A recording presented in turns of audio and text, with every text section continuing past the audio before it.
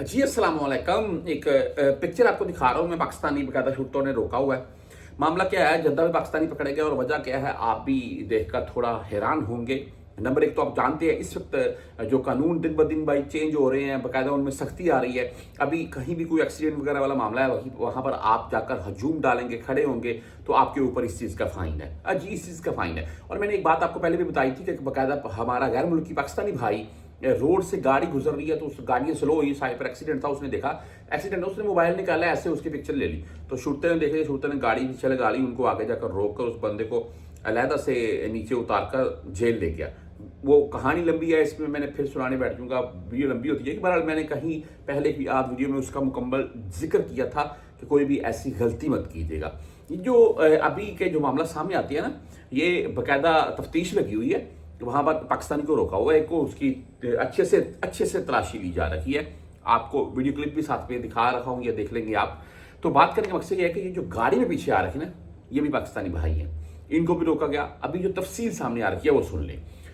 आप अगर किसी के साथ सफर कर रखे हैं, आपके पास पासपोर्ट और इकामा होना लाजम है। अगर इकामा नहीं है तो पासपोर्ट होना लाजम है। मुझे पता है कि हरूब हो जाती है, इकामे एक्सपायर हो जाते हैं, या न्यू वीज़ा से इकामे बने ही नहीं, इकामा बना ही नहीं है। तो उस सूरत हाल में आपके पास कम से कम पासपोर्ट तो हो ना। यानी कि अगर आपने गाड़ी में किसी को बैठाया हुआ है या आप खुद इस हाल में सफर कर रखे हैं कि आपके पास ना इकामा है ना पासपोर्ट है, तो भाई आपको 50,000 का फाइन, 15 साल तक की कैद और साथ में डिपोर्ट किया जा सकता है। जी, ये तो अलग मामला है। ये भाई, इनको भी रोका गया और इनको फाइन किया गया। पता है किस चीज़ के ऊपर?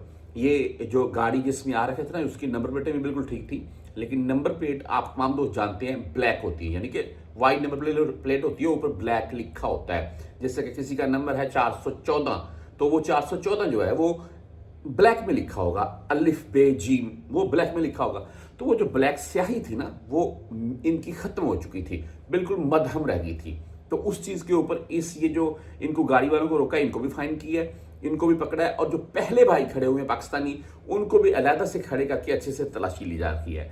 जद्दा में अभी तफ्तीश आम है, खास करके पाकिस्तानी, इंडियन, बंगालियों को रोककर अच्छे से तलाशी की जा रही है। रीजन ये है कि रमजान और आगे ईद नजदीक आ रही है, और जो चंद एक अफराद ड्रग्स के मामले को लेकर सप्लाई करते हैं, उनकी वजह से सभी को तलाशी देनी पड़ती है।